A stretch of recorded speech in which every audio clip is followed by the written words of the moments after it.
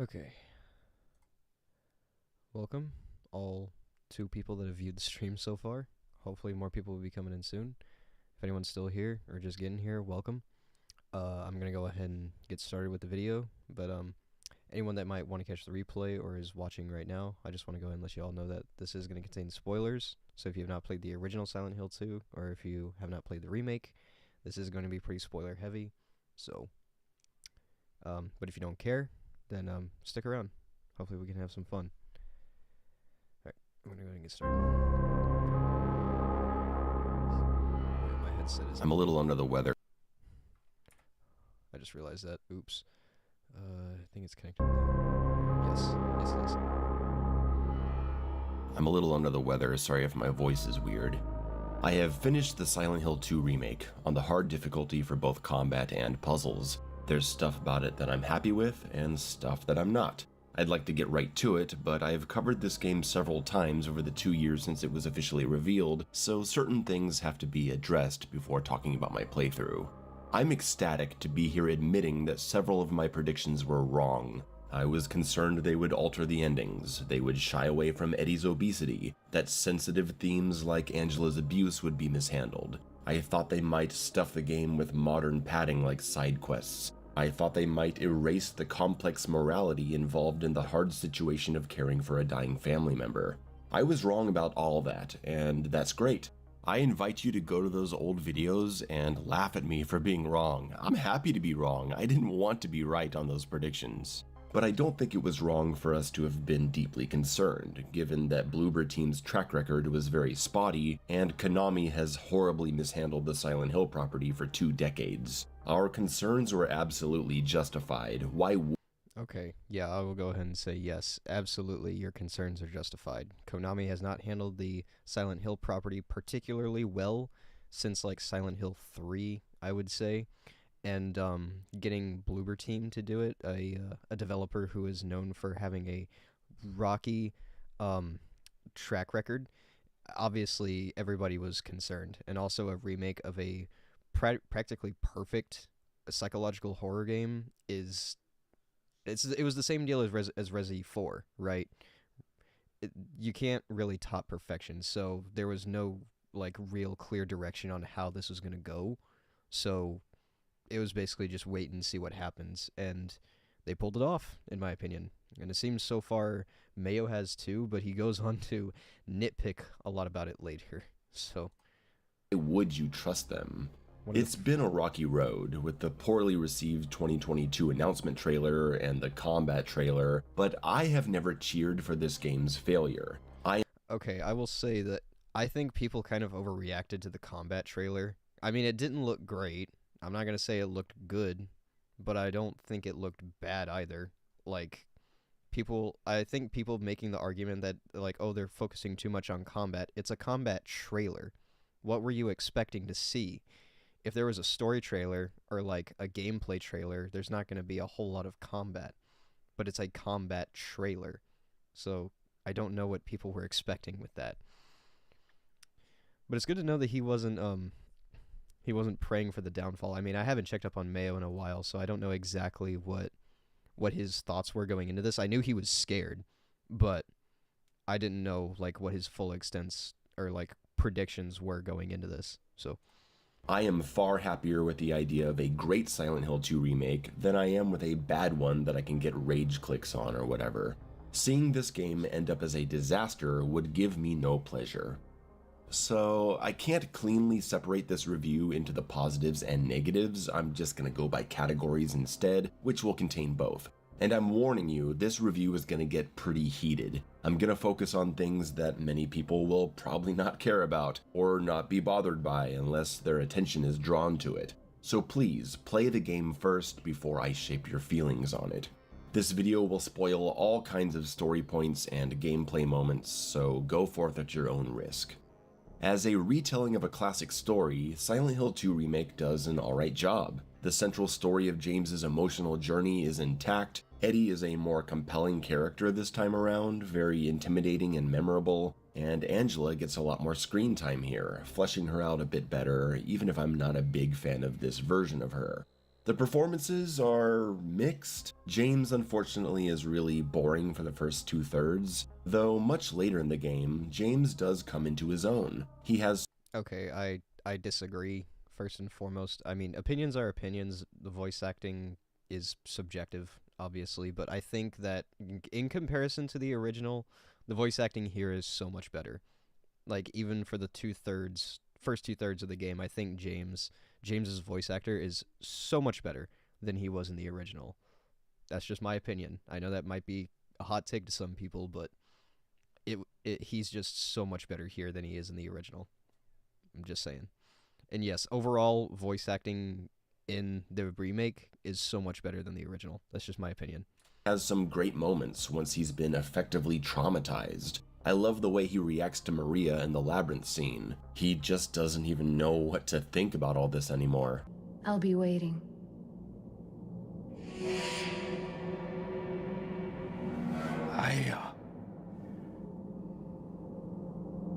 I'll find some way to... I'll come back, I promise. I really like James's later interactions with Laura, and Laura herself is okay, I guess. Really, deep character analysis is something that would take a long time to put together after multiple playthroughs. That's not something I can do here. The one character I can say for certain doesn't work is Maria. Just as I suspected from the story trailer a few months ago, she is awful. Very weak voice performance, and the only one to blame for that is the director of the game. How is it?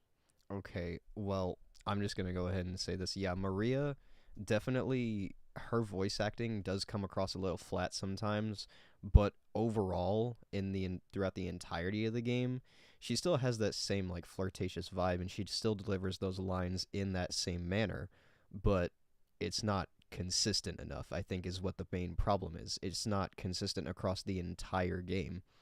And to whereas Maria in the original game was flirtatious consistently throughout the entire game. So I think that is something that like people I think had a problem with, was that her delivery fluctuates across the remake, but she stayed consistent throughout the original. It that a pre-rendered cutscene from a PS2 game gives a far more convincing and emotional performance than the remake from 23 years later. Anyway. Okay, he's about to play them both, but I think this particular scene, Maria in the remake, sounds fine. Like, I don't know what his gripe is here, but like it's not convincing enough apparently, but I don't see it. I think she sounds fine. Hey, you guys will see. I'm glad you're alive. Anyway! What do you mean, anyway? You don't sound very happy to see me. I was almost killed back there. Why didn't you try to save me? All you care about is that dead wife of yours.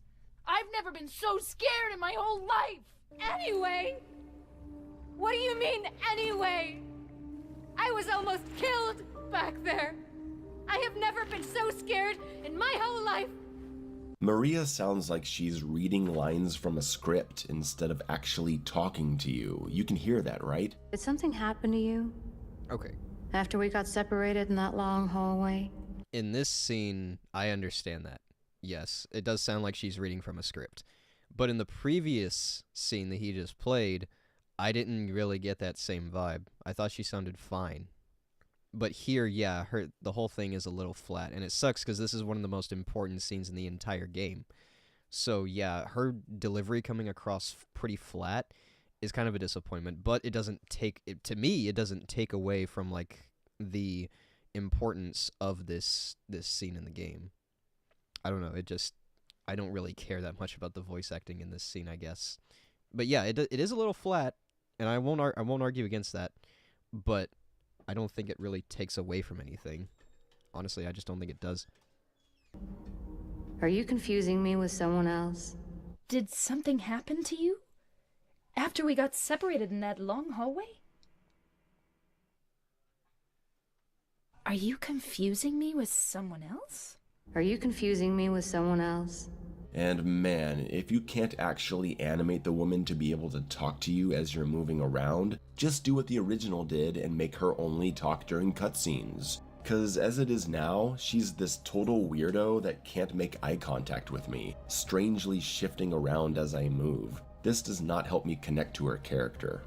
Maria is so bad that no matter how faithful the retelling of this narrative is, it falls flat because the single most important person outside of James himself has been screwed up. Okay, I don't. Okay, well, he's about to go into his reasoning, but I think he's being a little dramatic. I don't think that Maria in the remake is terrible. I think she still serves her purpose just fine. It's just like I've already said, her voice acting is just a little flat sometimes. But aside from that, she still has the same vibe. She still serves the same purpose. There's nothing really different about her. Like, she's not worsened in any way. So I don't know what point he's even trying to make. Her flirtatiousness has been severely downplayed, her sexiness is essentially non-existent, and it's not just the midriff that's missing. We knew from the reveal of her that her sexual side would be toned down, even though it's crucial to her character. And of course Maria's ambiguity. Icy cold like death. I'm not your Mary. And suddenly sensual. So, you're Maria? I am. If you want me to be. But little did we know that all the sexually evocative elements of Silent Hill 2 would be removed. Remember when Pyramid Head was seen holding a lying figure's head to his crotch before the boss fight? That's gone. Remember those disgusting orifices in Angela's nightmare with those really disturbing thrusting organs representing her abuse? Well, the organs are gone now. Okay, I remember playing through this scene, and I remember seeing pistons moving in and out of these holes. That's what I remember. I could be wrong. And they could be missing. But I thought I remembered seeing something move here whenever I played through this sequence. Again, I could be wrong, but I thought I remember seeing something move here. And it may be harder this time around to make that connection because there is machinery as you walk through these hallways. So yeah, it might be a little harder to make the connection, but it still serves the same symbolism. So like, it's not entirely gone. It's just changed a little bit. So that's just kind of an invalid argument. Like it's changed. You can say it's changed, but you don't say it's gone because that's just wrong. Now, they're just holes in the walls. There was symbolism here. It's gone now. Silent Hill 2, the gold standard for how to integrate haunting images of sexuality into a horror game without it feeling exploitative and tasteless, has been censored to the point of having no sexuality at all. A lifeless Maria. That's not entirely true. I mean, Maria, yeah, you can make the argument that she sounds a little lifeless sometimes. That way her flirtatiousness has been toned down. But it's still kind of the same. I mean, and yeah, like there's obviously this Easter egg here where they have the original outfit from the original game, but I don't see the main issue with this. I just really don't. Like, I understand that it serves a purpose within the grand scheme of the story, but she's still like within her delivery and her like body language and how, you know, like in the labyrinth scene where she puts her hand up to James's face and like, you know, like I don't know, like not seduces him, but like she kind of like she's still like very flirtatious and like she comforts him at another point in the game. Like she still has the same like purpose and she still does it, but I don't think her like flat voice acting completely like ruins it. Like it just doesn't, in my opinion, because it still serves the same purpose and it's still delivered in the same way. So like this is like a non-issue. That taunts players by referencing her original outfit that this game... Okay, taunting players is a stretch. That's a very massive stretch. This isn't taunting players. This is just I think a cool Easter egg that Bloober wanted to put in here. This is not taunting anybody, because even in this cutscene, she just asked James if she would look nice in it, and he said, sure. That's all that happens. This is not a taunt at the player. Game wouldn't dare to use, an ending execution scene stripped of all its intensity, and the removal of dark sexual imagery. What's the point? Okay, it's not, like, again, it's not completely removed. Like, the enemy designs are still the same. The bubblehead nurses are still look very provocative, for lack of a better term. And the mannequins still are like that same symbolism of sexuality. The lying figures still have that same symbolism. All the creatures in this game still have that same symbolism. Angela's sequence, with the abstract daddy, still has that same purpose. It has that same symbolism. All the symbolism is still here. It might be harder to make a connection for Angela's specifically, but it's not like entirely gone. So I don't understand what the whole criticism is here, because it's not gone. It's here. It might have been toned down a little bit, but it's not entirely gone. That's just, to say so is just disingenuous. As the director of the original game said, everybody is thinking and concerning about sex and death every day.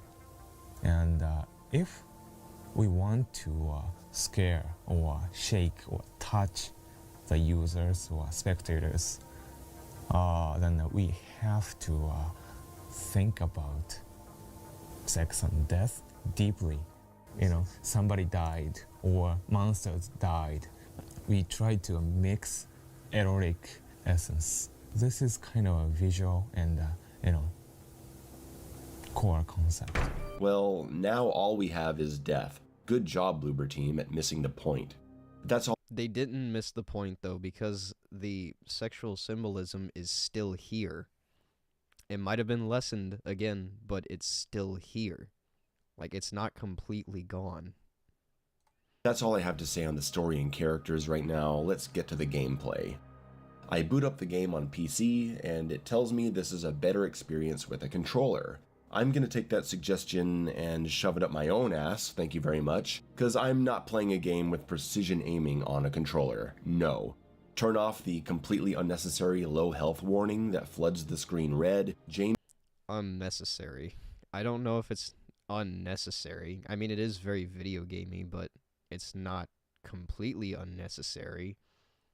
Like, it's there for a reason. James shows damage on his person and moves slower when hurt, and that's all you need. Go ahead and turn the interactive prompts off if you want a genuine, unpatronizing experience. It was so much more rewarding to be exploring these spaces myself, using only James's head turns as a clue, instead of following stupid white circles telling me everything I can click on. I felt a lot better when I found something because I found it. The game didn't just blatantly tell me where it was with an icon. But that's what happens when you strip a game of its original camera direction. I also turned off tutorial prompts after about an hour or so. Once the initial mechanics had been introduced, I didn't want the game telling me anymore. Turn on DLSS to get these ugly textures to stop appearing on gated fences, and you're ready to go. But can someone... Okay, I understand all of these complaints, and while that may be his personal preference, it just feels like he's delivering it as like a very like objective thing. Like these are like objective problems, and this is mitigated by just turning all of this stuff off. And I mean, if that's his personal preference, that's fine. But don't pretend that these are like objective issues, because maybe some people prefer this stuff. And like they don't see it as an issue. I personally don't. I don't see any of this stuff as a personal like issue. So I mean, if turning it off is a better experience for you, then fine, by all means. But it's just not an objective problem. Streams popping off. Oh, what's up, Focus? Yeah, I know it's not. Nothing really eventful is happening. Someone tell me what's going on with this weird black shadow ghosting effect every time you turn while you're against the fog. I can't find any setting that makes it go away. It's even in the trailers.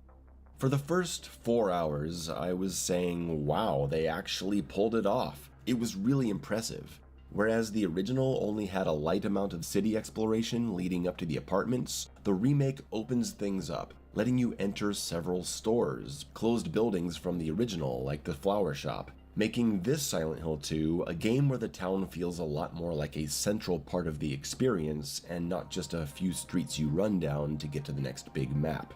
I greatly appreciate that change. They also have a wonderful new way to introduce James's destination of Rosewater Park. In the original, he just remembers that he and Mary spent a day in the park, so maybe she's waiting for him there.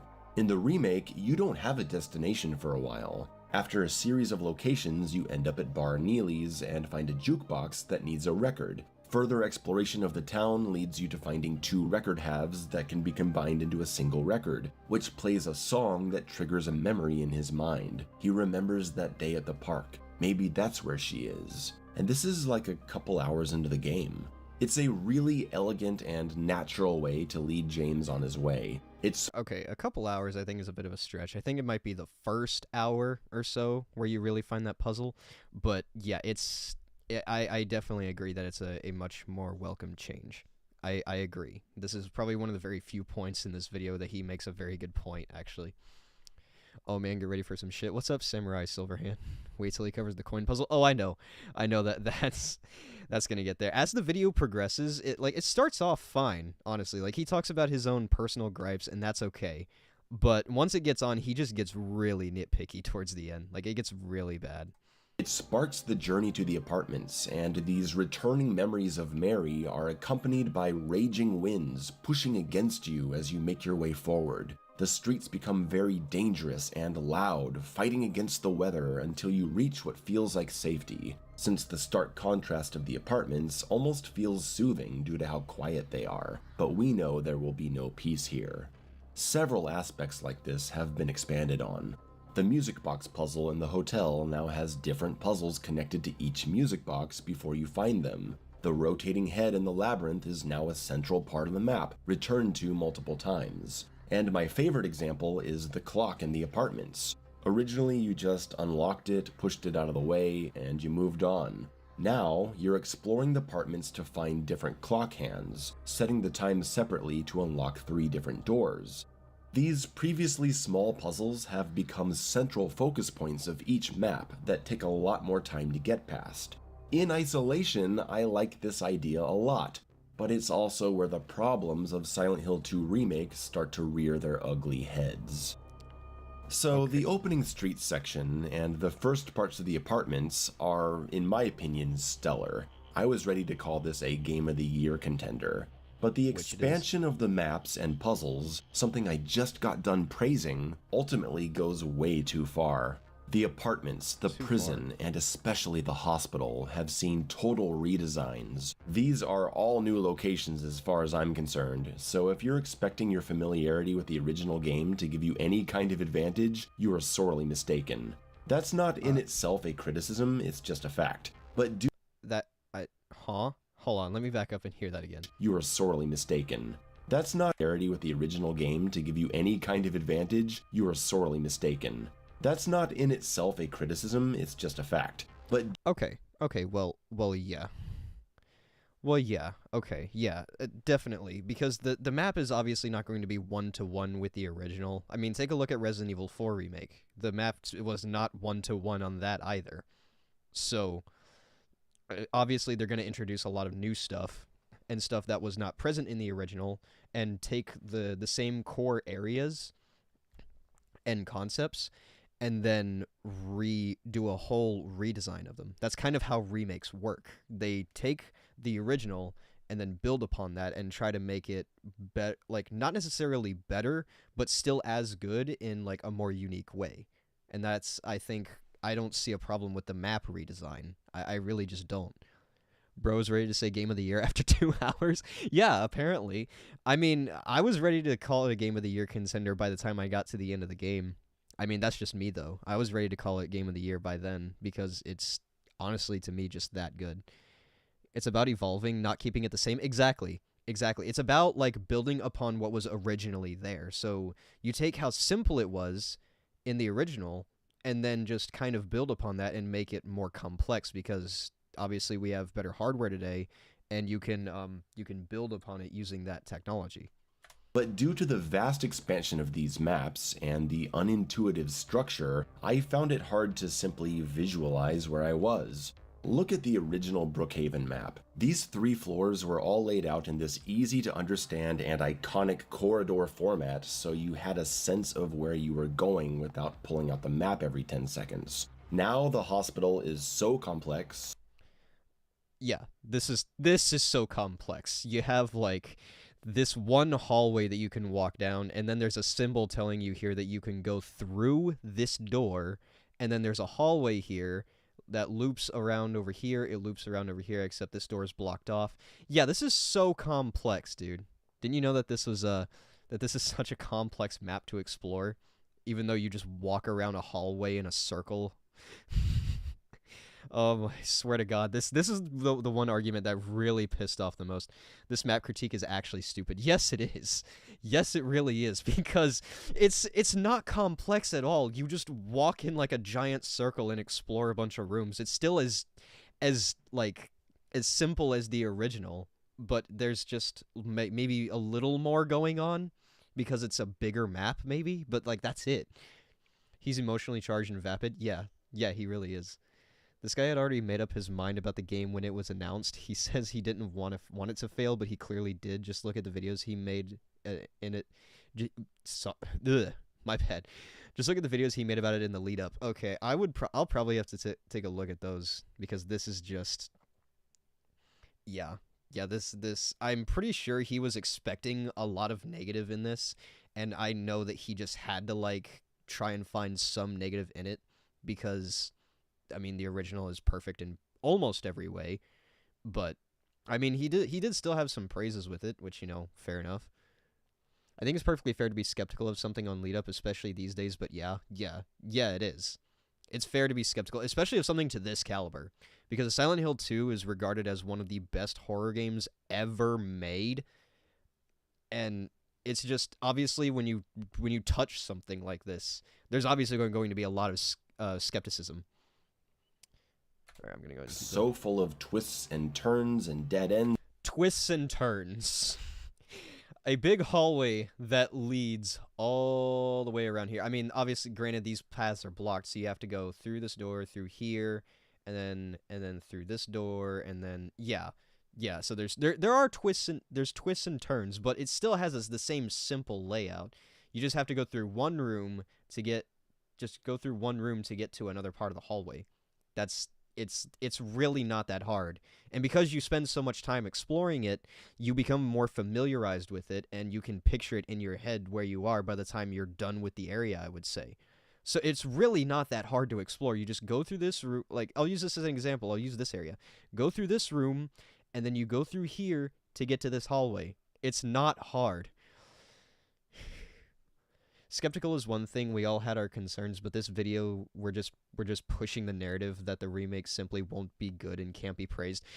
Yeah, exactly. There are obviously, I don't know if I would put Mayo in this camp, because he does have nice things to say about it, but there are obviously fans of the original that can't be pleased no matter what Bloober or Konami tried to do.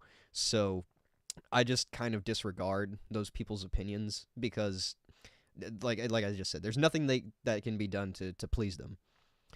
Bro can't bust out pen and paper. Apparently he can't. Ends and shortcuts and backtracking paths that it becomes a headache to navigate. It's straight up over-designed and so complex. Yeah, this is such a headache. Okay, so this I would say is like a sketch of where you get pretty much everything done in this first floor. So you unlock the door here, you go through here, go through the pharmacy, and then you go out that window to get to the garden. That's such a headache to navigate, right? Drawn out to such a degree that headache to navigate. It's straight up over-designed and drawn out to such a degree that it becomes exhausting. And that's not a feeling I enjoy in a survival horror game. Okay, well, if you don't prefer that, then that's fine. I'm not gonna like belittle you for your opinion, but the map critique is just so stupid because it's not over-designed. It's expanded in a very compelling way. They took the smaller size of the original game and expanded upon it and made it like more interesting to explore. They made more rooms explorable. They gave you more puzzles to do.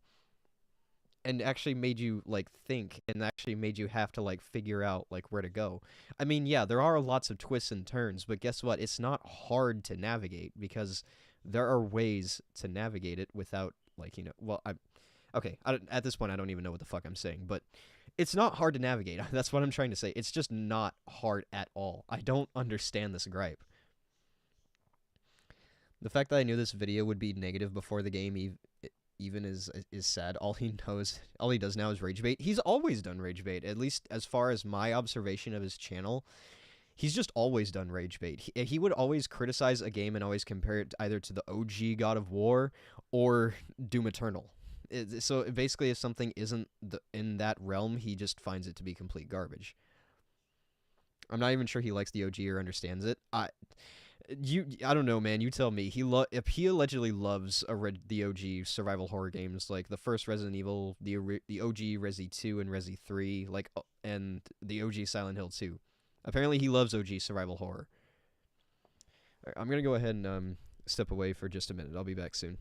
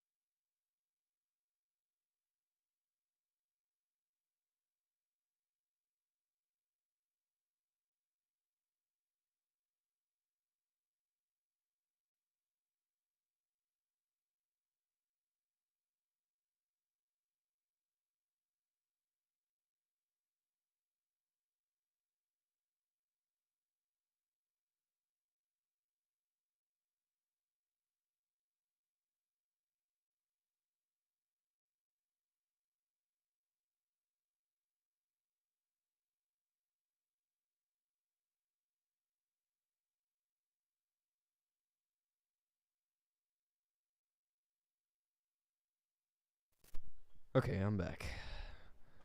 Let's see here.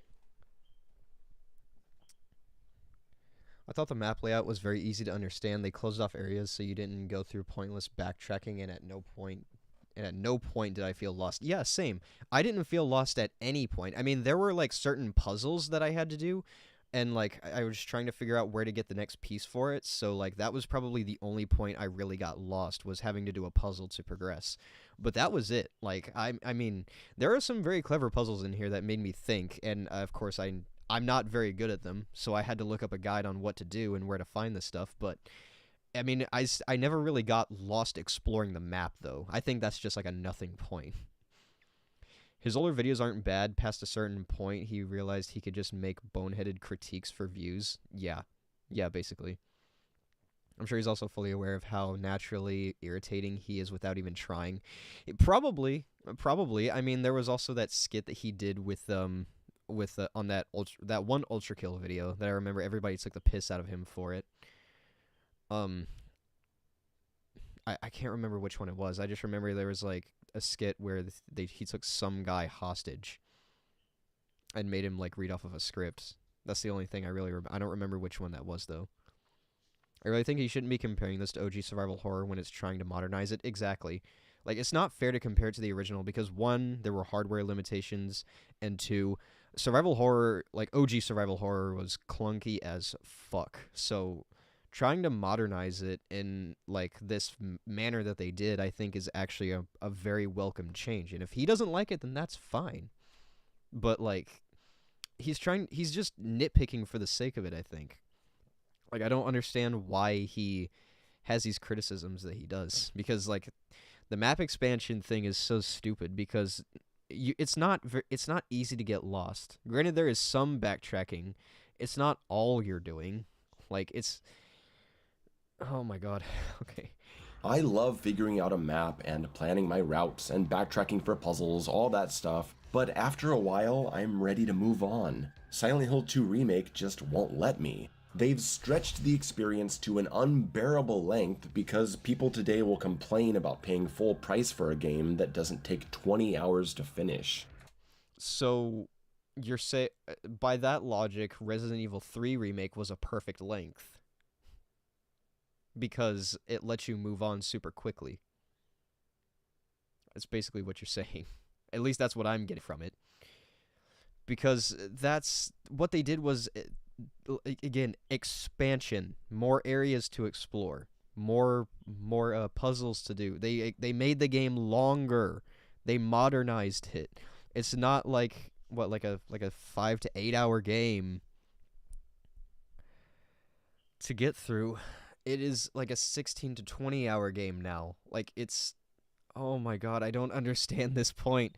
I really don't, because yeah, it takes longer to get through. And yes, no one wants to pay $70 for a 5-hour game. No one wants that. He's also acting like this game is too difficult or obtuse. Like, I don't understand, man. Like,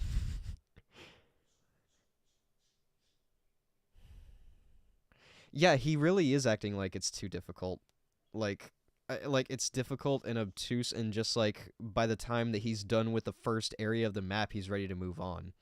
But it's, I think like with all survival horror games, the game becomes shorter once you know what you're doing, and obviously your first time through, it's going to take a while for you to figure everything out, and then once you know where everything is on subsequent playthroughs, it's not going to take as much time to get through because you know where everything is. Good argument. Hey, what's up, Bloody Mara?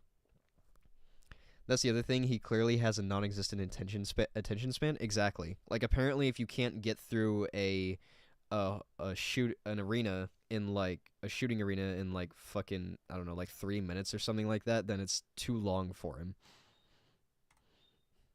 There's too much padding in the addition of level interactivity as well. Having to break through a wall is cute at first. I thought it was a good way to set up having to escape the fall in the historical center, but it loses its charm after the 20th time you do it. And if you're gonna make environmental puzzles, you gotta do more than just putting in a bunch of boxes you can move around to climb up, or... I mean, I would make the argument that that's not really a puzzle. Like, that's not... I really wouldn't say that moving a box to jump up into a window or like a space that you have to crawl through, like that's elevated. That's not a puzzle. There's no. I would even say there's probably no environmental puzzles in here aside from maybe I'm sorry guys, the clock that you have to like put hands on and then move out of the way. I would say that's probably an environmental puzzle because it's a piece of the environment. But this one is not. That's not a puzzle. It's really not. And also, to go back to his previous point, the oh god, what the fuck was it again? Oh yeah, no, breaking through walls. Yeah, like the only time you broke through a wall in the original was when you fell down the well. But in the remake, there are plenty more opportunities to break through walls to progress. And is there really a problem with that? Not really. And I also don't think you even do it that much in every area. It's like like I would say you probably do it like maybe like 4 or 5 times throughout each area. Like, it's not like you don't do it like maybe 20 times over the course of the entire game. Because, like you just said, Samurai Silverhand, he is greatly inflating the amount of times you do stuff. Yeah, you don't break through a wall or have to, like, move an object to climb through a window, like, an absurd amount of times. Like, you just do it, like, a few times, and that's it, in each area, maybe. Yeah, I don't get the hate at all. Nobody should be hating on this game if you are a fan of survival horror. It's literally better in every way possible for a remake. Exactly. Like, there are probably just a few like minor things I would say that I prefer the original over, and that's probably Maria's voice delivery. That's one of them, because like in the labyrinth scene, I definitely think her voice performance was a little flat in the remake. So the original voice performance, I think, is just a bit better, and I definitely prefer the original scene. But there's not much I prefer the original over, honestly. Or 15 bookshelves you can push out of the way. 15? There's like 5, brother. What the fuck? There's 5 that you push out of the way. This doesn't make sense. There's not 15 bookshelves you have to push out of the way. It's like they looked at the original game and said, oh hey, you pushed a shelf a couple times, why don't we do it a whole bunch more? I went from absolutely loving my experience in the streets and the apartments to thinking, Jesus, am I ever going to get out of here and meet Maria? This just won't end. Well, that's the whole point of a remake, to expand it. Even the Resident Evil 4 remake was longer, or maybe just about as long as the original. Oh my god. Like, the game is not as long as you're making it out to be. Like, I mean, sure, it's longer than the original, but if that's all you have the attention span for, then just play the original. Like, you should have gone into this knowing that it was going to be longer. Like, that's the whole point of a modernized remake, to expand, to build upon. And the sad part is, the overly long levels made me underappreciate all the stuff they actually get right, in their aesthetic, in the smart ways of connecting you to past areas, and in their puzzles. Because not only are the maps 3 times the size as the originals, we also have 3 times the puzzles. I love puzzles, okay, but you can overdo this sort of thing. The original games smartly placed their puzzles at appropriate moments without interrupting the pacing. Appropriate moments without interrupting the pacing. Okay, so I mean, like an example he just showed. Games smartly placed their puzzles at I don't think putting in a code to a keypad is a puzzle. Like, you just wander around, you find the code, enter the code, and then you're off into the next room. That is not a puzzle. A lot of the sorry. A lot of the times, some of the wall breaks are optional. There's a legit trophy for beating it under 10 hours. Exactly. So, like, you can literally speed through this game if you really want to. And yeah, you don't have to break every wall that you come across. I just did for my first time through, because I wanted to explore around and get everything. And yeah, there's a trophy for beating it in under 10 hours. So, like, the game is not as long as you pretend that it is. It's just not. Appropriate moments without interrupting the pacing. But the remake eventually had me rolling my eyes. God, another puzzle? I mean, we even have rooms with a central puzzle that unlocks another puzzle in the same room, which unlocks another puzzle on the other side of the room. It's too much, man. It's too much. My god. Okay, there are different mechanics to how the puzzles work. The example that you're showing right now is an example of how puzzles are connected. These puzzles, again, are connected.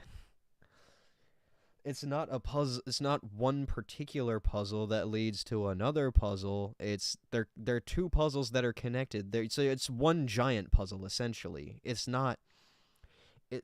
Oh my god. They're not multiple different puzzles. I would argue that they're all one giant puzzle because they're all connected in some way. Somehow having more content means bad game. Make it make sense. Exactly. What's up, I ate your lizard? I love how he's complaining about puzzles as if every other survival horror game doesn't have tons. Exactly. Like, there were a lot in yeah, I mean, I played the original Silent Hill 2, but I don't know if I would go as far as saying that the original had many puzzles, because I don't think it had a lot. I mean, every area had a few puzzles, but I wouldn't say that, like, there were a ton, because the game wasn't as long as the remake is. And the original Resident Evil, I wouldn't say had a ton of puzzles. It had a fair amount, but it wasn't a ton. And that makes the hard puzzle difficulty a tedious experience, because there's a big difference between a brain-bending puzzle here and there, and one happening all the time. And it certainly doesn't help when the puzzles are missing crucial information or flat out lying to you. Okay, here we go. This is the part that you were talking about, Samurai. Oh man, yeah, I remember this. Let's just... The classic coin puzzle returns, this time requiring you to solve 3 riddles instead of 1, of course. And the first one makes no sense. Okay. I think this is the first one that he's talking about right here. The riddle says that okay. This is... no one is left in the shade. and I'm assuming that means something. Okay. 3 bright coins, 3 actors in play. Yet within the shade, not one doth remain. So yeah, he's right. This. Yeah. No, there's no one in the shade. The one once so gallant has fled from day's sheen as far as he could from the icon of sin. The one whom he swore to shield in her life now lays in a grave away from his sight. So, going based off of that information, let's examine it one more time. I'm not going to read it again, but I'm just going to examine it.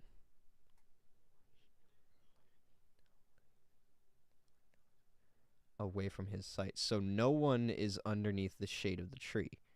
There's a giant tree here. There's a sun beaming down. No one is in the shade of the tree, so there can't be anything in this slot.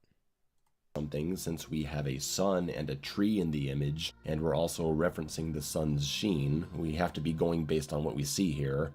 Now, let me ask you, dear viewer, dear Silent Hill enthusiast and puzzle lover, if you were standing inside this scenario and the sun was to your far right like this, its light directing this way onto a tree that has only leafless branches on its right side, would you not expect the final 2 spaces to be the ones in the shade? That would make sense, right? According to the angle?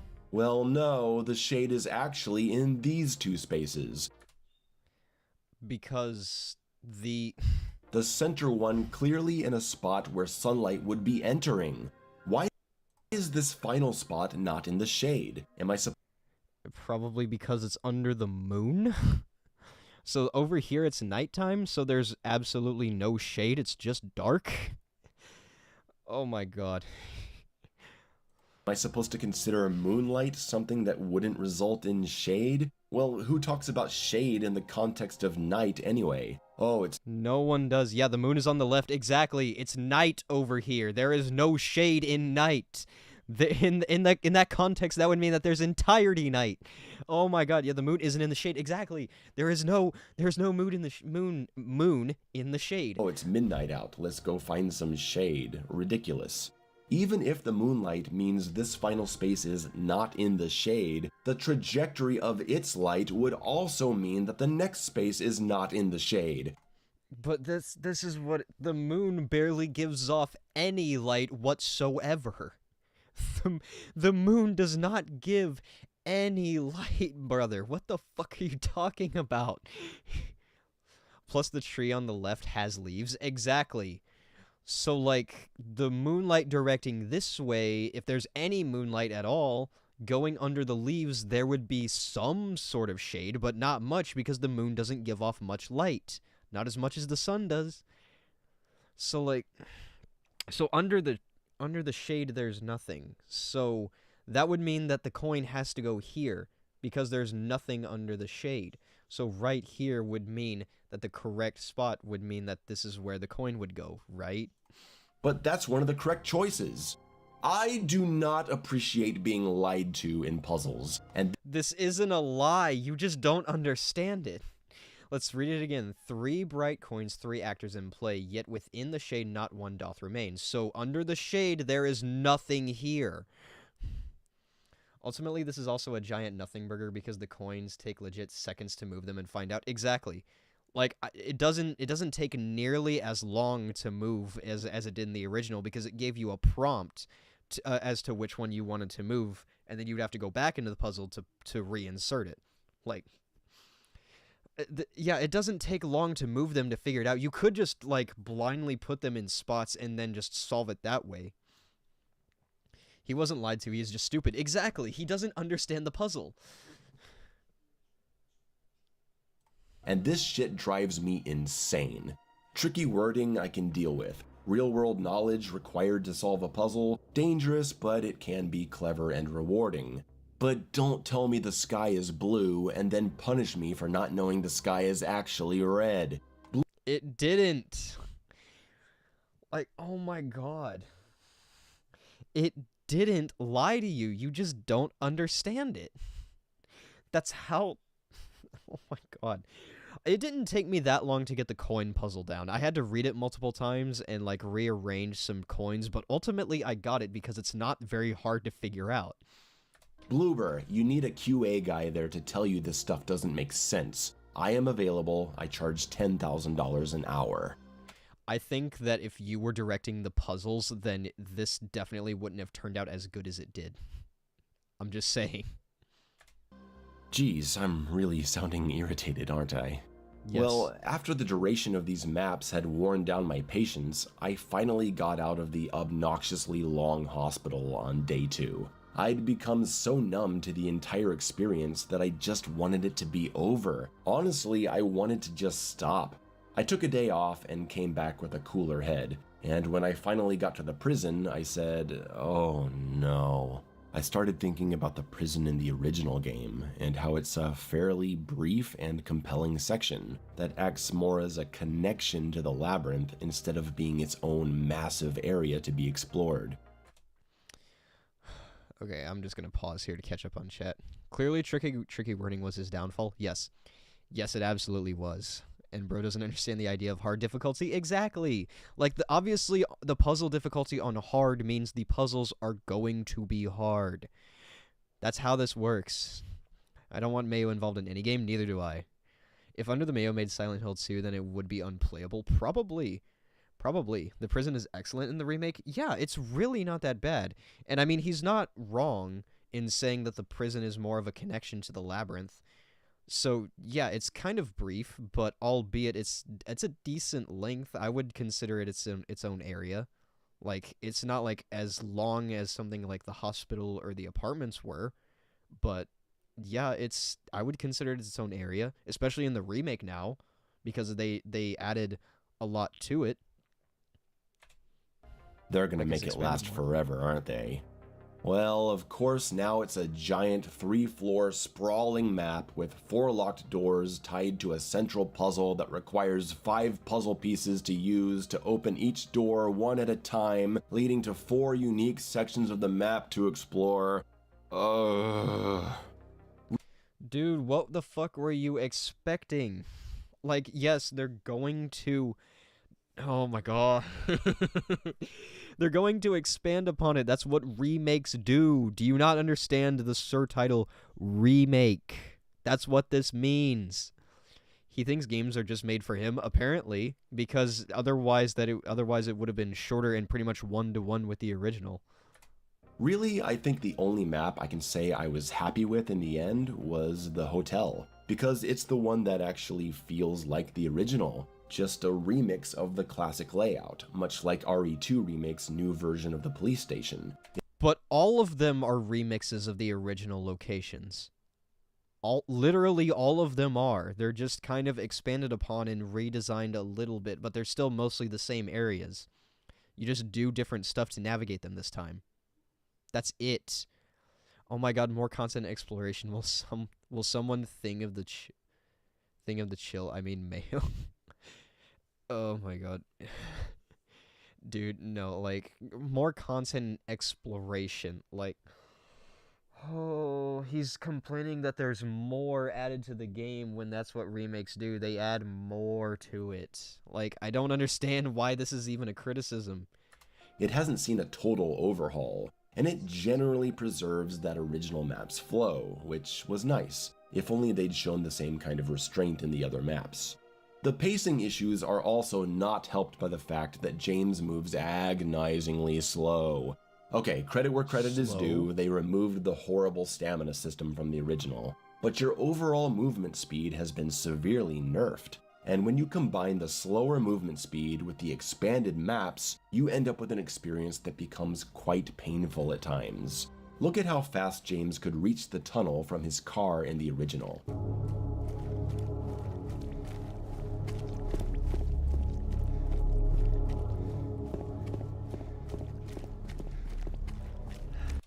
Dude, I don't see why this is even an argument. I really don't understand why movement speed really matters in a survival horror game. Because it's not like something like Outlast where there are a bunch of chase sequences where you need to outrun something. Like, so your movement speed doesn't really matter. Like, I would say maybe your dodge movement speed matters because they added a dodge mechanic. So, if you're going to be dodging, then yes, the speed of that matters. And you can dodge attacks just fine. He negates to mention how it is pretty straightforward and tense. Exactly. Like, all of this stuff is really straightforward, and it's tense. Like, that's the whole point of horror, is for it to be tense. What does that say? Bro wants Usain Bolt fighting Pyramid Head, apparently. I mean, I don't know what Usain Bolt is, but apparently he wants something. This type of argument is literally makes me think. Look how long it takes to run across the hospital.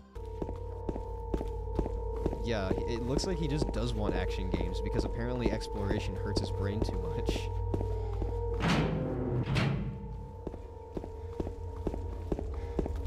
Dude, slow movement just builds more tension. Like, that's the whole point of horror. Slow movement builds tension. Like, this is, oh my god. Again, I just don't understand the criticism. I really don't. Like James, his movement speed doesn't matter. Slow movement builds tension. This isn't like Outlast, like I said. This isn't Outlast. You don't need to outrun anything. He's one of the fastest men on the planet. Yeah, probably. In the original, he probably was. And even in the remake, he might be.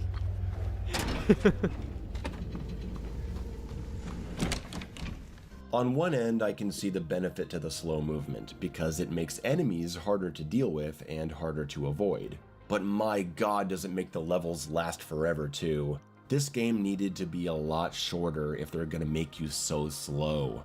But let's talk about the enemies. Why does it need to be shorter if you're going to move slower?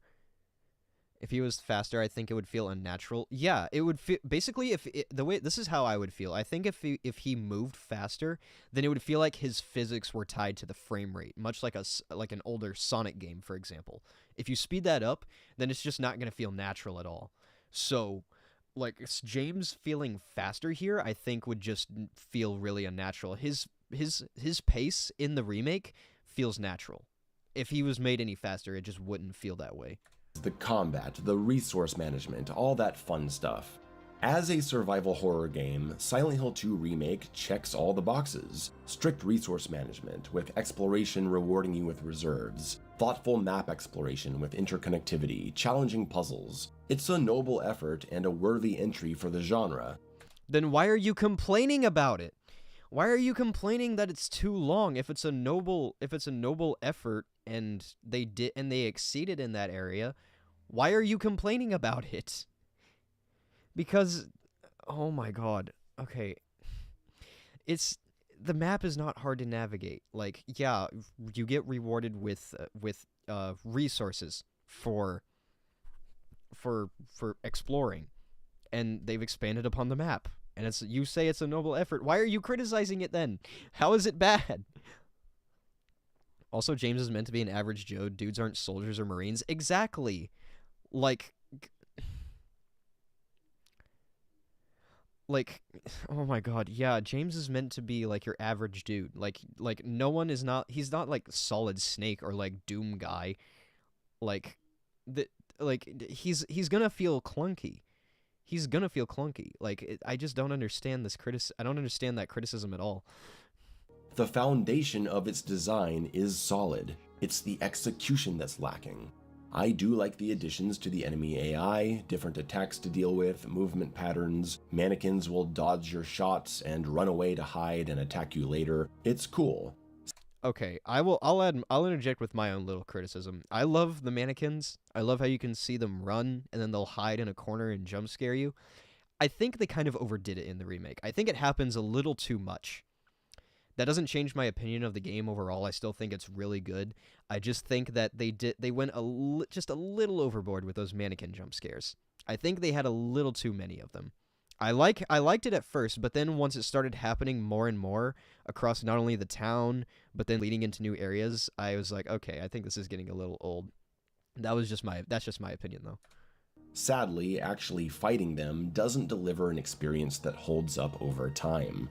It's not going to. The original's combat was bad. I think the combat in the remake is so. I think the remake and the combat, the combat in the remake, my bad, is so much better. That doesn't mean it's like excellent though. It's not nearly as good. It's not nearly as good as like Resident Evil's combat, I would say, but like it's not bad. The combat in the remake isn't bad. Like it's fine. It's serviceable, but it's an improvement over the original for sure. Mannequins are cool, but I can respect that. Yeah, they're cool. I just think that the jump scares were they went a little overboard. I agree with that. I felt it was too much, and I began to get annoyed. Yeah, honestly, me too. By the time I reached, I would say, the prison to the hotel, whenever that started happening a lot, I was like, yeah, this is getting a little old. No, Jakey, this game is bad because it's not a copy-paste of the original with prettier graphics. Apparently, it's not. Because it's not one-to-one with the original, that means it's bad. The original Silent Hill games had very simple and mostly easy combat encounters. And very clunky combat encounters. You could stun lock a lot of enemies, cheese them, outrun them, but you know what? Silent Hill was never about combat. That's not what you play it for. You're right. This is one of the few good points that you bring up in this entire video. Nobody plays Silent Hill for combat. They play it for horror and atmosphere. And for Silent Hill 2's case was mainly the story. The story in that game is stellar. And even like the atmosphere and horror in the original still holds up to this day. So they just built upon that in the remake. And obviously because it's a survival horror game, combat is kind of a central part of that. Like, well, I mean, actually, I don't know. Because technically Outlast is considered a survival horror game, and there's no combat in that game. So, I mean, definitely, I think the definition can fluctuate. But the combat in this game is much better. Is much better. Like, the remake's combat is just so much better. The originals, I think, like, playing through it, but before the remake came out, I hated it, honestly. I hate the combat in the original. The originals had rough combat, making it better was a benefit they added. Exactly. There's nothing but positives with the combat. Dude complains about the combat, but then says it doesn't really matter, then why the fuck did you bring it up? Exactly. You say that the combat, oh my god, he's gonna go on to complain more about the combat, but now you're saying it doesn't matter. Exactly. So, like, I don't understand. I've never played a Silent Hill game before. I'm tempted to play it. I really like the dark and depressing aesthetic. I would say play the original before the remake. If you play on PC, then there's an amazing mod that you can get for the original, and it just improves the experience of it by so much. It's playable at a full 60 FPS. And it fixes a lot of the bugs that the PC version had. So I would look up a tutorial on how to do that, because the original is just so good, but the remake also improves upon it. So if you want to compare the two, play the original first, I would say. Plus, the original is also free. The combat and the resource management were always the weakest parts of the Silent Hill games. Agreed. It was secondary to the exploration, atmosphere, horrific imagery, puzzles, sound design, and story. I'm not saying I don't wish it were better, but dare I say the simplistic combat of those old games provides a superior overall experience compared to what the remake provides. That is just completely... I will just say it's a bad take. Okay, that is a bad take. I just heavily disagree with that. You're allowed to have your own take, but I heavily disagree with that on a spiritual level. I disagree with that so hard. The original's combat is so much inferior to the remake. It is actually fucking crazy. Like, the remake's combat is just so much better. I strongly disagree with that statement. Me too. It is just so... The originals is so much worse because it's so clunky. It takes at least like a full, 3 seconds to get a hit out. Well, no, that's an exaggeration. I would say like it takes a while for James to hit anything in the original. Like it takes so long for for your hits to come out. Combat is not better in OG anyway at all. It's really not. It's really not. Like the combat in the remake is just so much better. Noob. Are you talking about me or are you talking about Mayo? Because now, instead of an appropriately measured campaign lasting 8 to 10 hours, with combat that you just kinda go through and forget about, now we have a 16 to 20 hour campaign with combat that demands a lot more attention, takes much longer to finish, and happens constantly, but isn't deep enough to remain interesting past the halfway point, if even that. Okay, I disagree. I just disagree. Because it's a little deeper. At least this version of the game has a dodge mechanic. They actually make the enemies attack you in various ways this time. It's not just a couple of swings and then running away to either reload your gun or just heal and then keep shooting or attacking the enemies. They actually like make an effort to attack you and make you feel a little overwhelmed if there's like a few in one area. There's a dodge mechanic. It's a little deeper this time around. So the combat in its own way is so much better. It's only 1620 if you take your time. Exactly. Everyone has their opinion. That's true. Everybody does have their opinion. I just heavily disagree with Mayo's, that's all. It becomes tedious to the point of total boredom. Boredom? It's not tedious. I wouldn't say it's tedious. I mean, it just depends on what difficulty you're playing on. Playing on hard, yeah, maybe it can be really tedious. Playing the original on hard was extremely tedious. That one, the chase with Pyramid Head and Maria in the hospital, I'm never playing on hard mode again because of that segment. That sucked. And yeah, because enemies deal so much damage and you deal smaller damage, hard mode just sucked in the original. I need to try hard mode in the remake because I played through the first time on normal just to have a pretty casual experience.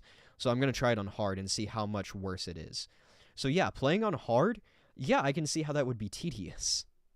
A longer game? Wow, something Remake should do more of instead of just the original in HD. Exactly. Do you remember the HD collection for Silent Hill 2? That was so bad. The remake was so badly needed. I agree it was badly needed because there were aspects of the original that they kept, and then the aspects of the original that weren't so good, they just built upon and made them better. The remake is good, I think. It's up there with the Resident Evil 4 remake. It's just really good. I think what rubs me the wrong way with his opinion is because he tries to make it seem objective when it's not. That's what he does in all of his videos. I'm not saying he outright is stating that. It's just the general vibe I get from his critiques. He just delivers them in a way that feels like his opinion is superior and that this is an objective problem when it's not. It's purely subjective.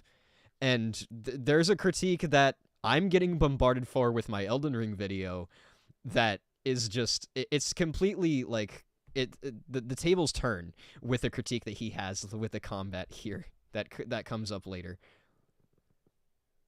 I'm really sick of dodging and countering, waiting to read if the nurse is going to do her fast attack, her other fast attack, or her slow lunge that punishes you for dodging too early. It's the same thing over and over. Enemies. Well, this is a game that doesn't really need deep combat. I think not many of the enemies need more than like 3, 4, maybe 5 moves. They don't need a whole lot because it doesn't take that long to down them anyway. Like, maybe the bosses, yeah, absolutely could use more moves, and I mean, yeah, that's what I would say. Like, that's all I would really say. The bosses need more moves because they take longer to down, but that's it. Like, the enemies don't need many moves at all because it doesn't take that long to down them. You just kind of shoot them in the kneecap and then wail on them with your melee weapon. That's it. It's not hard. It's not that hard at all. I mean, sure, if you feel like that can get repetitive, then that's fair, right? I'm not going to argue against that. It can get a little repetitive that way. But just to say it's inferior to the original is just a massive fucking cope. That is pure cope. Nah, Resident Evil 4 Remake, you going too far. Resi 4 Remake is way too good. Okay, I'll probably say this. I think I may like Silent Hill 2's remake better is just because I prefer Silent Hill over Resident Evil. And that's not to say I don't like Resident Evil. I love Resident Evil. Resident Evil 7 is one of my favorite horror games ever made. I think I might just like the world of Silent Hill a little better. And I haven't felt compelled to replay Resi 4 Remake. I think I'm probably going to go back and play through it again. I'm probably going to replay the original, but I think by far my favorite way to experience the original is the VR port. The VR port for that game is so good. It's just so good. And then after that, I think I might replay the remake because I probably should. Yeah, he acts like he is the authority on certain genres and titles. I mean, in a certain way. I mean, his favorite game ever, I think, is like Doom Eternal. So I mean, if he wants to critique arena shooters, fair enough. But like for games like this, I don't know if this is like his favorite. Enemies are also incredibly dangerous with their ability to completely tank melee strikes with their own attacks. If they're winding up an attack, it feels entirely random if you can interrupt it or not with a strike of your own. It would be nice if you had some kind of counterplay to this, like a charged melee maybe? Something that was guaranteed to stop an incoming enemy attack, but it has a longer windup so you can take the risk. Even the original had different intensity to the melee attacks. But all you can do here is dodge out of the way, pump a few bullets, do some strikes, dodge again. Okay, I don't think I'll argue against him with this one, because this is an experience I had playing the remake. And that was that whenever I would attack, they would be mid-animation, and they would tank it, and I would get hit afterwards. So maybe that's, whenever they weren't attacking before, mid-attack animation, they would wind up an attack, and I would end up getting hit.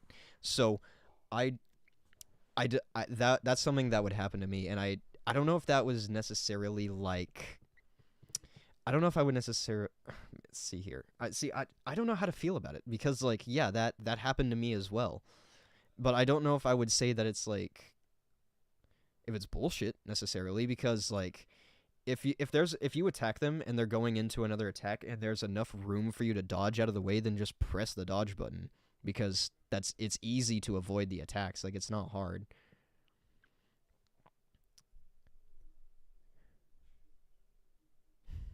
The way he talks about the combat would bother and ruin the experience. Yeah, it would. I think the combat is deliberate because if it wasn't, it would be too action. Yeah, I think if it was like on the same level as Resi 4's combat, or like just Resident Evil's combat in general, I think it would be like exceeding what it needed to be for this game. So what it is now, I think is actually perfect. I don't think they needed to do anything. Funny thing is, whilst I prefer the OG because it's a near perfect game, I still acknowledge its flaws and can acknowledge where the remake exceeds in it. This guy is just up his own ass. Yeah, he is. Like I just think he might just be one of those people that like just doesn't want to admit that the remake exceeds the flaws of the original. Like he just doesn't want to admit that. And when I say this game doesn't have enough deep combat options, that is not me saying I wish they'd made it an even more combat-centric game. No, not at all. I'm not wishing for grenades and traps. What I'm saying is that the combat they have created is not interesting enough to sustain the bloated length of the game. It should have been much shorter, and then the combat that's present here would have been suitably entertaining throughout. Instead, we have a much higher emphasis on combat, lasting much longer, without the enemy or attack variety to keep it interesting. The enemies are everywhere, you deal with them all the same way, and they haven't expanded on the original's limited enemy variety either. Well, this game also isn't that long. They also added enemies that, in later areas that weren't present in the original. Like in the prison... in the hotel, they added nurses there that were not present in the original. So this game doesn't need like a lot of this game does not need a lot of enemy variety because I think it already has plenty. You come across plenty of different enemy types in the entire game. It's fine. Like there doesn't need to be a whole lot of enemy variety. And yes, and like you said, Samurai, it's not supposed to be deep. It's survival. This is a survival horror game. The combat isn't supposed to be like unnaturally deep to the point where it feels like a Devil May Cry clone. Like I like your takes. I agree with everything you said in the Elden Ring DLC take video. Well, I appreciate that. I'm glad that you agree with me. I suggest that you try Black Myth Wukong. It's really good. I want to try it. I do really want to try Black Myth Wukong, but it's still like a $60 game, and I don't have the money to spend on it right now. Actually, they've reduced it because the reappearing abstract daddies don't show up in the hotel anymore. Okay, I'm gonna say this. I'm glad they don't show up in the hotel anymore. Not because I was annoyed by them in the original, but because the abstract daddy is unique to Angela. And I felt like them showing up again at the hotel was kind of ruined in the same way that it was kind of reappearing and reskinned bosses in a Souls game is ruined for me. Like, another example, I know people use this example all the time, but Estelle in the Consecrated Snowfield. If he only showed up during Ronnie's quest, then that would have made for just a much more unique and memorable experience. But if you go through every single dungeon like I did and find Estelle in the Consecrated Snowfield, then it'll just ruin that memorability and uniqueness of it. Like, it just takes away from that memorability and uniqueness of it. So because the abstract daddy is specifically tied to Angela and what it represents, it just doesn't have that same impact as it did whenever you found the boss the first time. So when you find them in the hotel again, it's just kind of like, why are they here? That was the biggest question to me, is like, why are they here?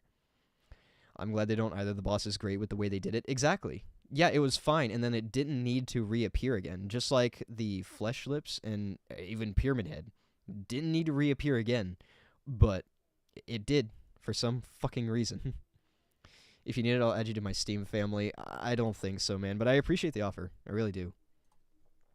Why not introduce new enemy types based on the metaphors you can draw from the narrative? Were they afraid of adding their own enemies because the fan base might reject them? Well, then why butcher the character of Maria and remove all the sex from the story? They don't appear. They didn't, though, because all of the enemies that have that kind of symbolism are there.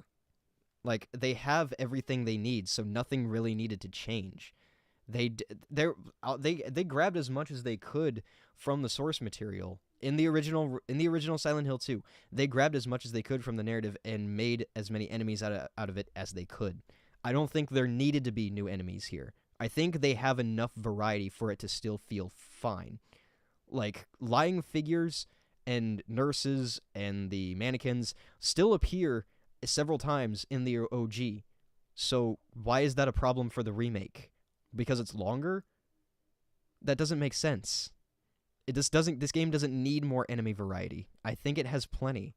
It just doesn't make sense. Appear worried about that. I don't buy it. I'm not saying that combat is bad. There are good decisions to be made. Shotgun for close encounters, rifle headshots to eliminate the knife-wielding nurses, staggering a mannequin with a few handgun rounds and finishing with melee to save bullets, even targeting an enemy's legs and crossing your fingers for a lucky stumble to set up a devastating melee kill. There's enough here to keep me engaged for something half this game's length and with more enemy variety. Well, oh my god. The game doesn't need to be as short as you want it to be, because the game is already as long as it needs to be. Like it's still not super long. A 16 to 20 hour game is still not super long. By like modern standards and AAA standards, that is not a super long game. Like, it's just not, I don't think. I might be in the minority for saying that, but like, it's just not a super long game. Like, it's 16 to 20 hours if you take your time, and obviously for the first time through, you're gonna take your time. So like, I don't know why he's complaining about the length, and it needs more enemy variety and like a deeper combat system to keep him engaged for 16 to 20 hours. This game doesn't need to be Doom Eternal. Like, I don't get it. I really don't. Like, Maria is still very sexual towards James. What is he on about? Exactly! Exactly. There are plenty of times in the story where she's still very flirtatious and sexual towards James. Like, yeah, granted, her voice delivery is a little flat, but she is still holds that same like flirtatious manner towards him throughout the entire game. I don't want new enemies. These are specific to James. Adding some would be weird. Exactly. Like, I don't know. Like, I'm honestly trying to like think of the story and what happens and what they could actually pull from it. Because I think they pulled as much as they could. The nurses, the mannequins, the Mandarin, the lying figures, they grabbed as much as they could. Like, I don't know what else they could add. They could have added a new enemy for variety purposes in the hotel, but it needed to be the abstract. But it didn't need to be the abstract daddies. Exactly. Like, I think if they were going to add anything, like, yeah, it definitely should have been something new and not the abstract daddies. But in saying that, I'm fine with the nurses being there. Me too. Me too. Like, them appearing again, I don't give a shit. I really don't. Maria keeps a lot of the sexual tension. Yeah, she does. She does. So I don't understand what the fucking like complaint is. I really don't understand it. Eventually, I just didn't want to do it anymore. And that's what I mean when I talk about the original having better combat pacing. I think that's just because you have a shorter attention span. Even though the combat was bad and easy and you had way too many resources, at least you could just get it over with quickly and appreciate the true strengths of the game. Not the case here. Continuing with combat, boss fights are mixed, and that's honestly an improvement because the originals have terrible boss fights. Agreed. I don't know if I'd go as far as to say they're mixed. I would say they're considerably better than the original. I hated the Flesh Lips boss fight in the original. I wouldn't say I hated the Abstract Daddy. I just wasn't the biggest fan of it. He's complaining for the sake of complaining. That's it, I'm afraid. Yeah, probably. I think that's probably what it is. Anything would be better. QTEs and cutscenes would be better than those old fights. It was pretty easy to make a better fight than just running around a square room and dodging attacks until the timer runs out. But since combat is still a pretty limited feature, I can't say I enjoyed many of these new fights either. It's just A and B, dodge and attack. Some bosses have a second and third phase, which is fine.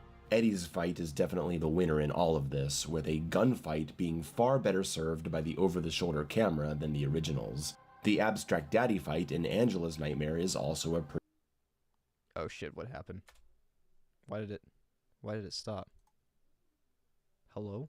Let me refresh. Oh no. Okay, hold on. Let me go back to where we were. The Abstract Daddy fight in Angela's Nightmare is also a pretty entertaining sequence. The AI isn't exactly interesting since you can just infinitely sidestep and wail on him, or at least I was able to once I was out of ammo. But turning him into a series of chase sequences was good for the game's pacing, and it's a good story moment. It makes him feel a lot more horrific than he originally did. The other chase sequence, however, the one with Pyramid Head in the hospital, has sadly been phoned in. The original's chase was uniquely frustrating because of the camera. You couldn't see which way you were supposed to be turning as you ran away from him. Maria would get left behind and die before you made it to the elevator. It sucked. But instead of redesigning the sequence, it's just the same thing again from a camera angle that doesn't screw you. So you just run, and now there's literally nothing to think about. They could have added some interactable objects or things you can shoot to slow him down. The only real complaint I have with this sequence is the fact that Pyramid Head shows up in a cutscene and then you're thrown into the chase. I wish they kept it the same as the original, where you're just wandering down the hallway and Pyramid Head just kind of appears. I loved that about the original sequence. He just kind of appears, no music, no tension, no anything. He just shows up, and it comes as like this big shock. So for them to change that, I didn't have the same impact to me personally. I didn't like the way they did that in the remake. But it's a minor thing. I don't think it really makes it doesn't really change that much about the game overall. And I just like for this being like the same for the most part. Yeah, I mean it's still the same scene, but like it doesn't make sense as to why this is like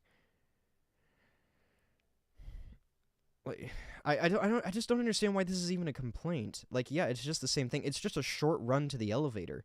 They didn't really need to change anything about it. This camera issue is meaningless since he complains about it in every game. Yeah. Yeah, no, he complains about bad cameras in literally every single game, which is gonna come up again here, which is gonna come up here soon. Few enemies in your way to keep you closer to Pyramid Head as he approaches. Anything. Instead, it's nothing. I want to call the Well, it didn't Flesh need Lip to fight change. greatly improved over the original, even though it goes on for too long. But unfortunately, the most challenging aspect of that fight is the controls. Oh boy, here we go. We have some hideous control issues in this game. The most obvious being the insane degree of magnetism on your melee strike, causing you to attack who you don't want, and making you swing at another enemy instead of stepping on a downed one for a crucial kill. Because unlike the original where they tied ground stomp to a different button, now it's on the same button as your regular attack, so the game decides for you who you're gonna attack next. But there are some awful additions for the sake of realism and immersion that make me want to pull my hair out. Okay, so what? The only thing that really happened to me with this complaint is that anytime I would try to stomp on a downed enemy, I didn't have the same issue he had. But the issue that I had was that there was a downed enemy, and I would try to stomp on them or wail on them with a pipe, and James would just swing it like normal. He wouldn't do anything to the downed enemy, I'm guessing because they might have already been dead, but even if they're already dead, he'll still stomp on them and wail on them with the pipe or the plank or whatever. So, that's the only issue I had, but everything else was fine. I didn't have this issue at all. The controls are legitimately nothing I found as a problem at all. Yeah, there's no problems with the controls. In fact, they're much more comfortable than the originals. Every time James picks up an item, he's got to reach out and swipe it with his hand, where in the original you just clicked on it and you got it. The game Oh wow, they added animations. That's such a big problem. paused for a moment to say what you got so enemies didn't hit you and you moved on immediately. And you weren't stopping to pick up items during boss fights with your back turned to the enemy. Now, with you having to swipe every time, it means that picking up an item while sprinting will cause him to fully slow down for a few seconds before you can run again. Then how about you just kill the enemies before you pick up the shit? In this particular boss fight, this is the final boss of the game, you can just wait until she turns into her fly shit, like she turns into her like big swarm of flies, and then go around and pick up what you need and reload and heal if you need to. Like there's openings to do this, so you don't have to do it while the enemy is attacking you, or if there's like a big room full of enemies while you're exploring, kill them and then pick up the shit. Like this is a non-issue. I consider this an insane nitpick. It is very much a nitpick. Like, cause this is a non-issue. I did get a little frustrated attacking enemies that were already dead when I was going for the live ones. Happened a few times. I do wish they had kept the stomp as a separate input. This is not even a complaint, for fuck's sake. Yeah, this isn't a complaint. And I completely get what you're saying. Keeping it as a separate input, I think definitely would have been much better. But I personally just didn't have that issue. I did try to hit enemies that were already dead, and I didn't hit any ones that were like live. I just would swing it at nothing. So yeah, I definitely, either that needs to be ironed out with a patch, same thing with the stuttering that's been happening on PC, or they just need to bind it to a separate input. Talk about a skill issue. Oh my god. Yeah. This is a true testament of a skill issue right here. You also have to suffer through long healing and reloading animations where you are unable to pick up items until they finish. Reloading 6 shells into your shotgun while running to safety during a boss fight and you find a life-saving healing item? Tough luck. Try coming back later if you lived that long. Isn't this just a grand old time? And I did not have this issue. You can does he not know how shooting to stagger a boss works? Because you can shoot them, stagger them for a little bit, and then fucking just run away, heal, reload, do what you need to do. Don't wait while the boss is at you right here. Oh fuck, what's going on with my mouse? Okay. Don't wait while the boss is at you right here to pick this shit up. Like, You have to do something. And did you know that if you press the fire button twice before the first bullet is shot, say in a panic, you'll automatically fire a second shot? Yeah, that's why you're randomly wasting shots. Try it, aim the gun and double tap fire really fast. Watch him shoot twice. This is a buffering issue that I cannot believe made it past playtesting. You're pressing the button twice. That's why he's firing twice. This is a non-issue again. This is a nitpick. This is a non-issue. You press the button twice. He's going to fire twice. This is not a buffering issue. This is a you issue. PC performance is my #1 major complaint. Everything else is just a nitpick. Exactly. Why would you press it twice? He said that if you do it in a panic, but I don't if either I've done it and I've never noticed, or I just like genuinely don't know if I do that or not. But I don't think I've ever done that. I think I've pressed buttons accidentally before, like all the time. But on mouse and keyboard, if you press the button twice, it's going to shoot twice. Does he know how guns work? I don't think so, unless it's outside of Doom Eternal. My brain melting. Yeah. A firing buffer that punishes consecutive input presses in a game designed to inspire panic. And believe it or not, you cannot buffer a weapon switch with the mouse wheel during a dodge, which is the most important time to be able to do it. If you're on PC, Yep.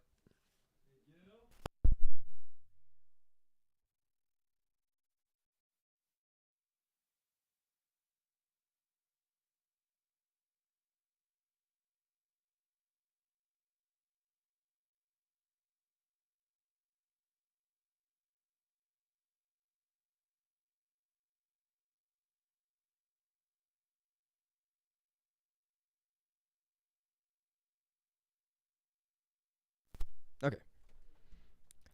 Sorry about that, guys. But yeah, no. I played for 16 to 20 hours and never had that issue. Neither did I. And now he's complaining about not being able to switch weapons mid-dodge. Okay, this is not a fast-paced shooter like Doom Eternal is, again, to use an example. This is a non-issue. You don't need to switch weapons while you're dodging. Just dodge, run out of the way, and then you can switch. Like, you don't need to switch weapons mid-dodge. This is not an issue. Open the game right now. I want you to try dodging and switching to another weapon with the mouse wheel. You can't do it. You have to come to a full stop before the game will even recognize your input. It's fucking infuriating how many times I dodged an attack, I went to pull out my shotgun, and he just didn't take it out. Because I was in the dodge animation, my weapon switch input doesn't count. Maybe because you're playing this like a fast-paced shooter when you don't need to be playing it like a fast-paced shooter. A game that is supposed to induce fear and panic in the player is being criticized for inducing fear and panic into players. Jesus Christ, for fuck's sake. Exactly. Like, I don't know why he's complaining, because it's doing its job. You might say, well, this is intentional for game balance. But it's not, because you can buffer a weapon switch if you press the corresponding weapon key. This is an oversight that only applies to the cycle weapons option on the mouse. Thank God I eventually figured that out, but half the game had already been ruined because I wasn't using the weapon keys, I was using the mouse wheel. Cause for the first 12 hours I only had 2 weapons anyway. The mouse wheel should be fine for this. Input oversights like this make me fear that enemies randomly tanking through your hit stun is actually just poor programming and not some weird design decision. Interestingly, while you can accidentally buffer a second shot, in a particularly frustrating omission, you cannot buffer a weapon switch while picking up an item. Gotta wait for that slow-ass pickup animation to end before you have the privilege of pressing the weapon switch key. And the ice... That is also not an issue. If there are no enemies around, I don't see what the problem is with just waiting a couple of seconds, or maybe just even 1 second, to switch your weapon. This doesn't matter. This is a non-issue. If you're going around to pick up items, I don't see what the fucking issue is with you having to pick shit up and having a weapon equipped. This is not a problem. Game was ruined for him for his skill issues. Great review. Yeah. That's not needed. It's not an action game, and it's not Resident Evil. Exactly. Exactly. All the shit that he wants is found in an action game. If you like action games, just say you prefer action games. This is not needed in a horror game. Icing on top, when you get hit, you cannot buffer a weapon switch. You gotta wait all the way till the recovery animation finishes before you can tell the game you want to be using a different weapon. Compare this to Resident Evil or any other game where the devs understand how input buffers work.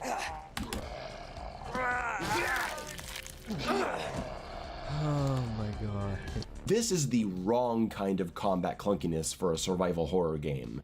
It's not even clunky. The original is so much more clunky. Oh my god. The new combat isn't even clunky. It's so much better. It feels more fluid. It's weird to hear him discuss the mechanics like they're so vital and to be deep. Exactly. Like, this doesn't make sense. This is not Resident Evil. Exactly. This is not Resident Evil. I don't understand why he wants it to be Resident Evil. He should just play Resident Evil if he wants that kind of experience. There's a big difference between clunky feeling combat and the game straight up ignoring your button presses. You're deliberately going out of your way to make it look and feel clunky. The combat is not clunky, I promise you.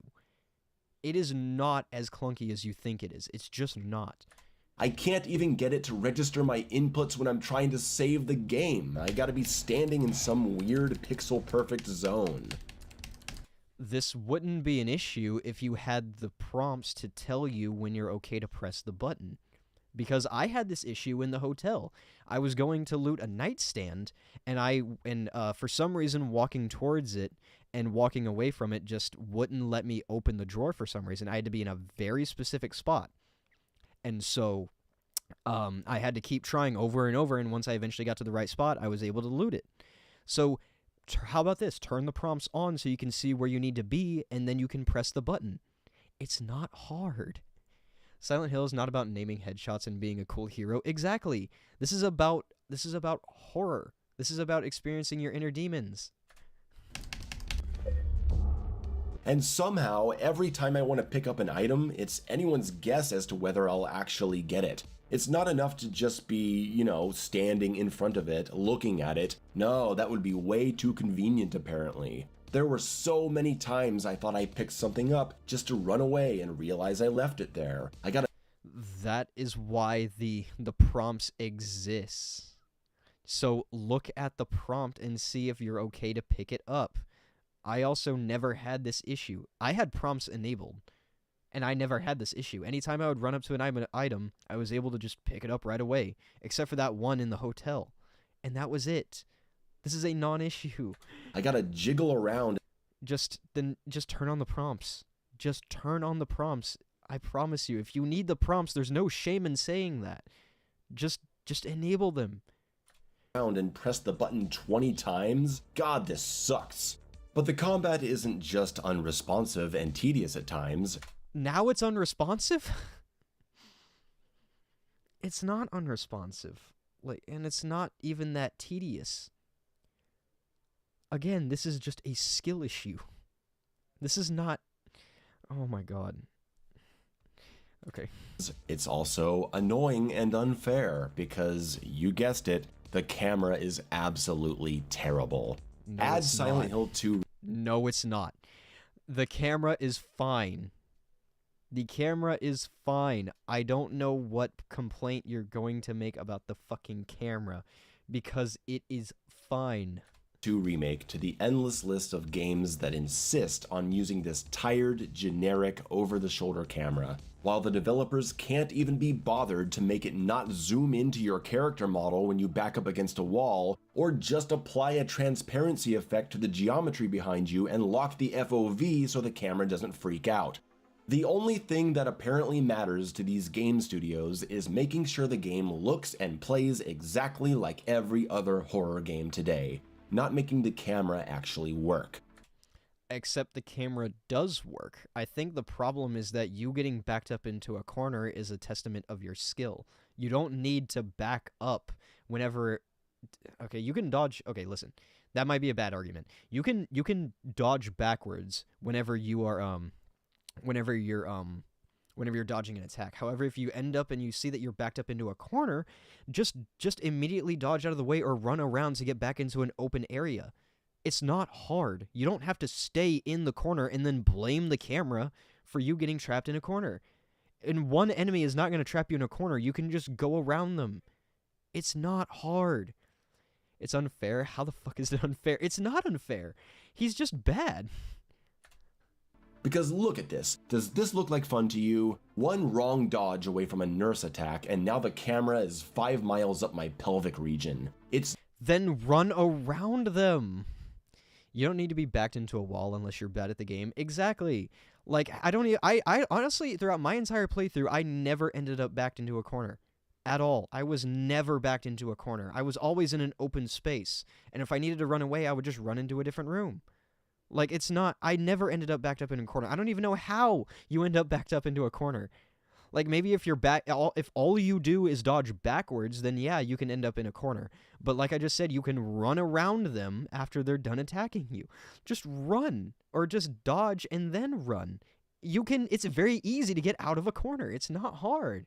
It's disorienting. If you ever press your back up against a wall or get cornered, the camera bizarrely zooms in on you. Is this really okay for people? You seriously prefer to have this issue in all of your horror games? Apparently, because this camera is all over the industry now. Every game has this same issue, and legions of gamers will defend a camera system that bugs out if you don't play perfectly and you dare to get close to a wall. Because this is not a issue. This is you just being bad at the game. While this game presents its combat with claustrophobic environments, ambushes you with enemies at times, and is actively trying to inspire fear and panic. It's doing just that. So if you get caught in a corner, like I just said, run away. It's not that hard. You're gonna end up against a wall sometimes, and the camera shouldn't be the most terrifying enemy in that situation. It's not. Yet the only one complaining is him. Exactly. I don't hear anybody complaining about the fucking camera. It's really not that much of an issue like you're making it out to be. And like I just said, I had a different experience. I didn't end up backed up into a wall throughout my entire playthrough. My camera never bugged out the way yours did. I think it's just the way that you're playing the game. The punishment for backing yourself into the corner should be that you're in the corner, that you're vulnerable, that you have fewer options. It shouldn't be that the camera becomes a nightmare too. Instead of demanding more consistent and better designed camera systems, fans will instead insist that it is the player who should be avoiding the camera's issues. They'll say it's your fault for playing badly and ending up against the wall. Because it literally is, bro. You don't need to be backed up to a fucking wall. Like, it's so easy to not get backed up into a wall in this game. I promise you, it's not as hard as or as bad as you're making it out to be. When the whole point is that the wall shouldn't be doing this in the first place, regardless of how you play. This isn't some rare bug you have to go out of your way to recreate. All you have to do is stand next to a wall, in a game filled with walls. Every camera system has natural limitations. If this were fixed camera, I could turn a corner and walk into an enemy. In over-the-shoulder camera, I can't see enemies behind me. I accept that. But I do not accept that the camera has to zoom into your character model when you're close to geometry. Just make it transparent, lock the FOV, and keep the player at relatively the same distance from the camera. It's almost like you can't aim properly because you're cornered. Exactly, the camera's going to bug out if you try to aim if you're in a corner. Like, I don't understand this complaint.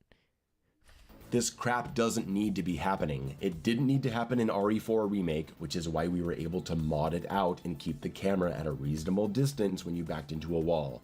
I think you're genuinely one of the only people on the planet that needed that mod. It doesn't need to be happening in the new God of War games, and it doesn't need to be happening in Sifu, which is the most egregious example in recent memory. Enough with the lazy camera implementation, guys. Raise your standards. Bro, just don't back into walls. Shut the fuck up! What are you even doing here? Bro, I got tacos. Oh, well that's nice of you. Not after you talking to me like that. Bitch. I need to be nicer to that guy. I mean, he's not entirely wrong, though. Just don't back into walls. Like, it's really not hard to do. His view didn't need to be happening, but here we are. Lol. Exactly. It really didn't need to be happening. I know the original camera was flawed. I never said it was perfect. I have talked about its limitations and frustrating aspects in my video on Silent Hill camera design, but it at least provided some genuinely compelling cinematography that gave the games their own sense of identity. And if For its time, maybe, but times have changed. And Resident Evil 4 implemented an over-the-shoulder camera that is a new standard. And by proxy, everyone is implementing it because it just works better. And if we're gonna say this modern standardized camera style is an objective improvement, can we at least make it not screw you every time you back up against a wall in a tight space? He keeps using... I'm sorry. But he keeps using the same clip over and over again. It's... like, this doesn't happen often. This clearly doesn't happen often. So why is he blowing this up to make it a big deal? And justifying this modern camera angle's problems by comparing it to the camera problems of a game 23 years ago is incredibly disingenuous, when you really should be looking at how that camera style has evolved and improved over time in games that know how to use it correctly. Look at Tormented Souls for an example of how classic survival horror camera styles can without a doubt still work today and minimize their old problems. I refuse to believe for a second that Bloober Team, the guys that made the Medium, wanted to make this game in over-the-shoulder camera. There's no evidence of that. There's no evidence that they didn't want to make it over the shoulder. There's no evidence that they did. So there's no way of knowing. So I have no idea why you're still complaining. I mean, yes, granted, the old fixed camera angles can be implemented in a way that they know how to use them and introduce them in a very compelling manner. But over the shoulder is the new standard. This is the standard, and guess what? People are going to use it, and it's really not as bad as you're making it out to be. Just like how Konami originally asked for Silent Hill 1 to be made to capitalize on Resident Evil, I'm sure they saw modern Resident Evil's success and mandated that the Silent Hill 2 remake had to play exactly the same. It's really sad. The camera problems of the hospital's claustrophobic combat encounters quickly started souring my enthusiasm for this game, after I was already feeling burnt out by the bloated duration of the levels and the overabundance of puzzles. I don't feel motivated to get better at the combat when half my deaths come from me simply trying to dodge an attack and now I can't see anything because the camera sucks. It makes me want to avoid combat altogether, which, fair, I'll give the game credit for inspiring the important fight-or-flight decision-making of survival horror, but it's for the wrong reasons. You shouldn't be avoiding combat because the game doesn't fucking work half the time. It does, you're just bad at playing it. There's no reason it needed to be that way when the way it came out was right. Exactly. Great, sorry, my bad. But yes, there's no reason if it ain't broke, don't fix it, essentially. Like, and for the record, Mayo, you're straight up just bad at the game. I really don't know what to tell you, because you're playing it in a very, very noob style way. Like, I don't... You're complaining that you're blaming the game for your own faults. And I just don't understand, because a lot of the complaints you have can be very easily avoided. Like, just get better.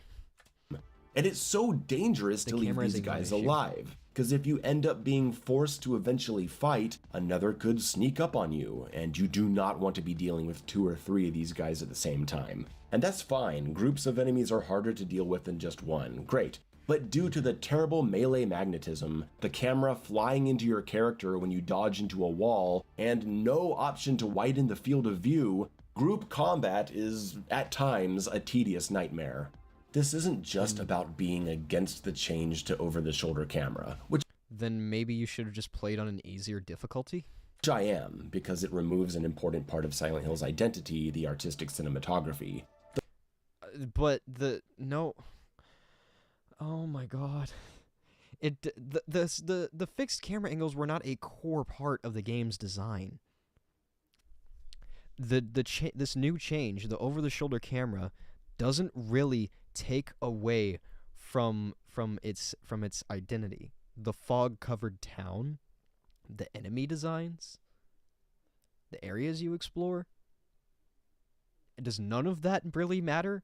It's all about the fixed camera angles? Why would you fight them in packs? I don't know.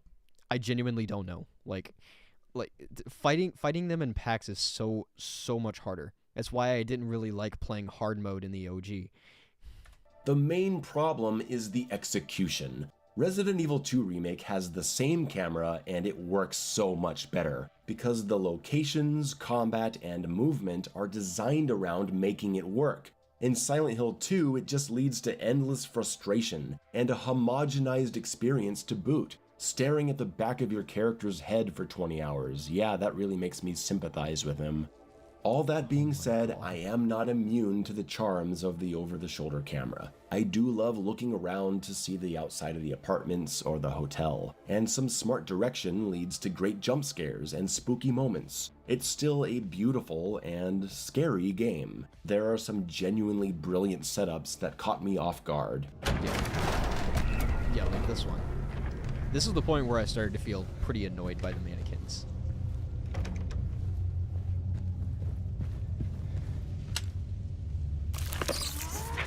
Oh, fuck off! But even the sense of horror in Silent Hill 2 has been degraded in a way. In addition to the now censored sexually themed imagery, there was... Again, it's not that censored, but go off, I guess. This cold, haunting feeling to the original. It wasn't shoving your face into gore. It didn't zoom in on the grotesque. It was kinda understated, which made it get under your skin more. And the remake is still just as effective. It's not shoving gore in your face. It's just has a very haunting atmosphere, and it's effective at getting under your skin. Now we have refrigerators pouring out intestines, lying figures having their iconic smooth look ruined by putting these cringy zippers all over them. And the moment that I happen to think is the most chilling in the original game, hearing Mary call your name in the distance as you turn back down the staircase, has been turned into this obvious moment of her screaming your name. It's the same as the original. Granted, you just don't go up a flight of stairs, or down a flight of stairs. Like, it's still the same. It has the same impact. I love how he always sounds angry instead of scared. Yeah, he always sounds mad. He never sounds scared or happy or anything. He just sounds angry all the time. And very monotone, too. Yeah, this is a great moment from the original. Jane! And in the remake... Even the cheesy game show host seems to have been taken from the HD collection's bastardization of him, instead of going with the unnervingly enthusiastic 70s style host of the original. Welcome to another exciting edition of Trick or Treat! Here you either answer the questions correctly and win a great prize, or fail It's supposed to be a combination of extremism and surrealism. Yeah. It sounds identical. Welcome Yeah. to another exciting edition of Trick or Treat, where you answer our questions correctly and win a prize beyond your wildest dreams. We gotta add these stupid repeated button prompts.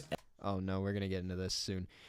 But the God, the complaint about the fucking like game show host guy, I think, is also just stupid because he sounds fine. Like, he doesn't sound like as over the top as he did in the original, but he sounds fine. Like, I don't see that as an issue. I just want to know why this is all of a sudden an issue. Every time you jump down a hole. Are you sure? Press the action button again if you're sure you want to jump for the 10th time. We gotta take that one little creepy moment of James reaching into a mysterious hole in the wall and do it over and over and over again, completely diluting the impact. Cause remember when James reached into the hole in the wall? Wasn't that moment cool? Let's do it a whole bunch more. And it's not done that many times. It's It's not that big of a deal, bro. Like, you don't do it that much. I don't understand why you're complaining. And are you sure you want to reach into this hole? Press the action button again if you're sure. But are you really sure? Press it again if you're really sure. Isn't this scary? What's in the hole? It's not too late to turn back. Press the action button again to make James keep reaching into the hole. All I really have to say about this is just a massive nitpick. Like, this is a non-issue. I don't know why he's complaining. He ran out of legit complaints so early he had to resort to nitpicking. Exactly. All he ever does is nitpick. Like, this is the biggest example of nitpicking. This is a non-issue. I really don't know why he keeps complaining about this stuff when, one, it's either his fault, or two, it's just a non-issue. Fuck off already! I need to wrap this up. There's not much more I can say. I understand that everyone loves this game. High scores and Game of the Year nominations. Great. I'm happy that people are satisfied. I'm not. It has some great ideas. It looks nice when it's not stuttering on PC. The sound... Okay. I'm going to stop right here. Yes. That is a massive issue. The fact that it still stutters on PC is crazy. So I don't know why they haven't rolled out a patch yet. I'm hoping they do in the future to address it. I don't know if it's just an Unreal problem that can't be fixed, or if this is an Unreal problem that can be fixed. So I really, really hope that there is a patch further on down the road that will fix this issue, because I don't know if I really want to play it again until that stuttering gets resolved, because so far I haven't really been able to find a reliable way to fix it. Sound design and music integration are phenomenal, and it's probably an acceptable way to experience Silent Hill 2 if you're determined to never play the original because you aren't open to playing older games or because you don't have access to it. There are apparently even more endings to unlock this time, but I will not be going for them. I don't want to play this again. It's simply too bloated, too sanitized, too repetitive for me to go through another dozen hours. I have no desire to go back and fight the same 3 enemies in an endless loop. I have no desire to revisit these giant maps, even though they had me using my brain to figure them out, which is what I want in a game of this genre. I hate that it makes me feel this way. Then why is it an issue? If it makes you think and makes you want to, like, use your brain to explore and figure out where to go, then how is it an issue? Is it because it's too long for you? I don't understand. If everyone loves it and you don't, maybe you don't like it because you really don't enjoy this style. Yeah, that's essentially what it boils down to. I think just this kind of survival horror just isn't for him, and that's fine. The only bloated thing here is the review. Yeah, this did not need to be 40 minutes long. It really did not need to be 40 minutes long. And yeah, no, he just doesn't enjoy this style, I guess. Like, if he doesn't, then that's fine. Just in the same way that I just don't prefer Elden Ring over other Souls games. I'm just not a fan of that combat system. I'm just not. I prefer stuff like Dark Souls 3, Bloodborne, and Sekiro. That's just how I feel. But apparently the Souls community feels very differently on that one. I don't want to be in extended sequences of dodging and swinging anymore. I don't want to deal with the terrible pickup range on items, or the long animations, or the lack of input buffering that screws you in life or death moments. I don't want to deal with the dogshit camera. I don't want to be bored by Maria again. I'm just done with it. The first 4 hours really got my hopes up. I'm going to try to just remember that. Oh well, there's always 2025 and whatever horror remake comes out next. Then maybe you should just stop playing it like an action game. Because I think that's the biggest issue, is you're playing it like it's Resident Evil, like it's a massive action game. When it's not. It's a survival horror game. You have to play it just a little bit differently. So I don't understand most of your criticisms. You're allowed to have your own opinion and not like it, but most of this stuff is either A, a skill issue, or B, it's a nitpick and it's a non-issue. Bloodborne for life? Yeah, totally agree. Should be retitled as How Silent Hill 2 Remake Ruined God of War. I mean, that does sound like a video he would make. You can't be wrong. You can't deny that. This game needed a Batmobile that took up 120% of screen time. I mean, yeah, that's talking about his Arkham Knight review, which I heard was absolutely terrible. He should stop being a game reviewer. He doesn't handle criticism well at all and hates most of the games he plays. Exactly. Like if it's basically not Doom Eternal or the OG God of War, then what games does he like? That's what I want to know. He's a big fan of Doom Eternal, and he likes the OG God of War games, and like apparently OG survival horror, like the OG Resident Evil games. So what games does he like? So modern means twice as violent but less sexual. Sounds right. I mean, yeah, that's not entirely wrong, I wouldn't say.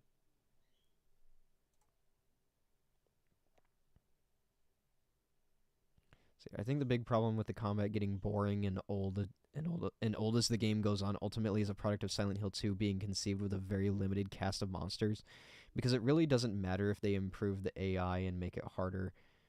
In the end, you spend most of the game going up against the same three monsters. They're the lying figures, mannequins, and nurse, and the same flow is only interrupted by the bosses and the mini bosses that while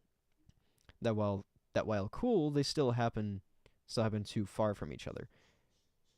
I mean, I still don't know if I really agree with that, because I think I don't know. I just don't agree with that sentiment. I think the enemy variety is still like enough for the game. Like, and they also added enemies that in other areas that were previously not there. There was a good review here. It's gone now. Yeah. Yeah. Like, it's like, honestly, yeah, it started out fine. Like, it started out with like stuff I can't really be too critical of. Like, he has his own opinion. That's fine. But like, as it goes on, he just gets so much more nitpicky that it's hard to really take his review seriously. I haven't played any Silent Hill game, but if I'm not mistaken, they're mainly puzzle games, right? Well, they have a fair amount of puzzles. Person Man Guy, it's good to see you, but they're not like heavy emphasis on puzzles. Like, I would say it's nothing in the realm of like Portal, where everything and every level is a puzzle. It's a survival horror game. What I would say is that like it has a blend of like action, and there are some puzzles thrown in there, but it's mostly like action horror, I would say. But more emphasis on horror than action. The original game could get away with this problem despite is present, because you could avoid most combat and the game is shorter. The remake of being so long and forcing more encounters just ends up making things worse. I just don't know if I disagree. I don't know if I agree with that. I really don't know if I agree with that. Yeah, I mean, like, the combat, you could pretty much just avoid in the original. You could just run around every enemies, but in this game, you're practically forced into combat. You can't run around as many enemies as you could in the original. So it's going to take up more of your time, yeah. But that's also the point of a fucking remake. It pads it. It uses a little bit of padding, but it also expands upon it and gets you engaged and doesn't make you want to quit within the first 2 hours.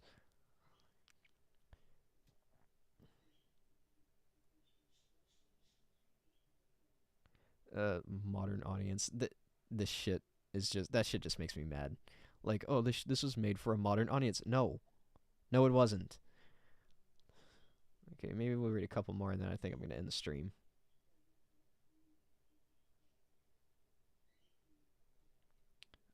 Let's see here. Mayo. It will be a 50-50 video. Mayo's video title. Never change, man. Yeah. I remember seeing a community post for him saying that this is going to be a 50-50 split review. And now the title is just, it's a bloated, sanitized, and repetitive mess. Developers create a combat system that they want players to use. Who would have thought? Yeah, exactly. And apparently this is Bloober's first time ever implementing a combat system. And they succeeded. So if they want people like Mayo, or just like, if they want if Bloober wants people to like their games because they've had a pretty rocky track record, more of this, Bloober. Maybe not specifically remakes, but just more of this. Just more of this. That's it. It's not a masterpiece, but at least the modern audience doesn't only associate Silent Hill with the short message. That was terrible. I heard mixed things on it. I heard that it was pretty good, but I also heard that it wasn't as great. So I can't exactly say anything because I can't play it. So Yeah. Yeah, no comment on that. But yeah, I think I'm gonna go ahead and end the stream there. So thank you all for tuning in. Great stream, my guy. Thank you very much. Next time I stream, it might just be a more casual stream. It might just be like playing some games, might be reacting to some videos. I don't know. But thank you all for stopping by. I will leave a link to the Discord server down in the description if you guys want to join it. And yeah, that's gonna do it for this one. Thank you guys for stopping by, and I will see you